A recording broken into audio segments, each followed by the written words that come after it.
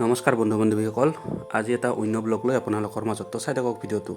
আজি আমাৰ গাঁৱত হৈ যোৱা ৰঙালী বিহুৰ উদযাপন সমিতিৰ এখন সাধাৰণ সভা অনুষ্ঠিত কৰা হয়। যিহেতু গৰম বেছি, সেয়েহে সভাখন গছৰ তলত কৰিছোঁ।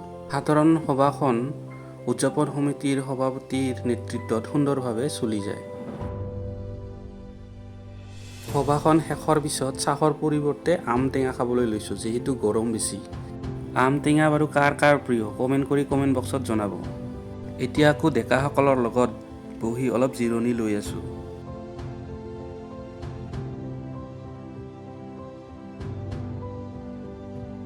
উদযাপন সমিতিৰ সাধাৰণ সভা লগতে প্ৰীতি ভোজনৰ ব্যৱস্থা কৰা হৈছে। আৰু প্ৰীতি ভোজনত দেখিবলৈ পাইছে ব্ৰইলাৰ লগতে ৰূপচান্দা মাছ।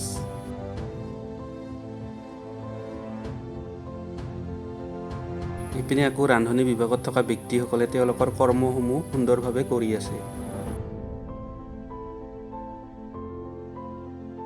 ইপিনে আকৌ লাও বুটৰ দালিৰ চব্জি বনাই আছে। ইপিনে আকৌ আমাৰ খুৰাই কপালৰ ঘাম মাটিত পেলাই ভাত বনাই আছে।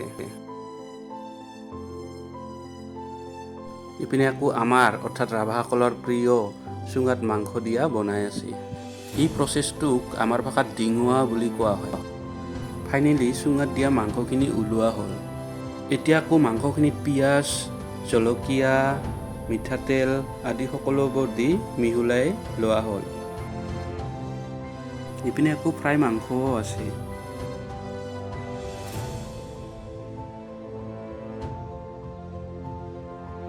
এতিয়া আকৌ টেষ্ট কৰিবলৈ ওলাইছোঁ। সঁচাকৈ চুঙাত দিয়া মাংসখিনি সোৱাদযুক্ত আছিল। মাংসখিনি মানুহ হিচাপে বাতিত ভগাই লোৱা হ'ল।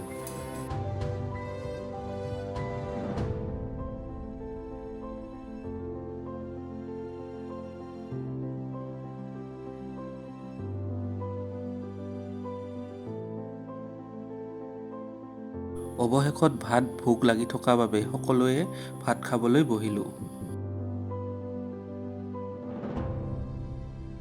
ইপিনে আকৌ ভাতৰ পৰিমাণ কম হোৱা বাবে আকৌ ভাত বনাবলৈ ল'লে।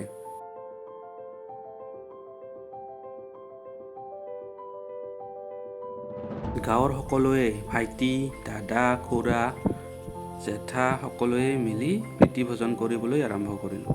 যদি ভিডিঅ'টো ভাল পাইছে লাইক, কমেণ্ট, শ্বেয়াৰ লগতে ছাবস্ক্ৰাইব কৰি দিব আৰু ফেচবুক পেজটো ফ'ল' কৰি দিব। সঁচাকৈ সকলোবোৰ আঞ্জাই টেষ্টি হৈছে। তো বন্ধু বান্ধৱীসকল, আজিৰ ভিডিঅ'টো এইখিনিতে সামৰণি কৰিবলৈ ওলাইছোঁ। নেক্সট ভিডিঅ'ত লগ পাম। আজিলৈ বাই বাই।